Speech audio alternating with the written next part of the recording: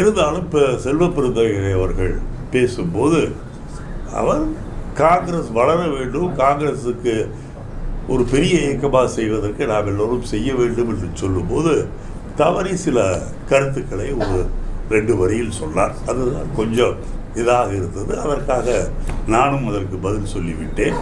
அவரும் நான் அந்த அர்த்தத்தில் சொல்லவில்லை. காங்கிரஸ்காரர்கள் எல்லோரும் நாம் திராவிட முன்னேற்ற கழக கூட்டணியில் இருக்கின்றோம், இந்த கூட்டணி தொடர்ந்து இருக்க வேண்டும், நம்முடைய பொது எதிரியான மோடியை கண்டிப்பாக ஒழிக்க வேண்டும் என்று சொன்னால் தமிழகத்தில் இந்த கூட்டணி இருக்க வேண்டும் என்பதைத்தான் எல்லோரும் ஒத்துக்கொண்டார்கள். ஆகவே அதை பற்றிய அந்த விவாதங்கள், அதை ஒட்டி இருந்த பிரச்சனைகள் எல்லாம் இன்றைக்கு முடிந்து விட்டது. ஏனென்றால் அவர் சொன்னது நான் அப்படி அர்த்தத்தில் சொல்லவில்லை என்று சொல்லும்போது நாம் அதை ஏற்றுக்கொள்ள வேண்டியதுதான்.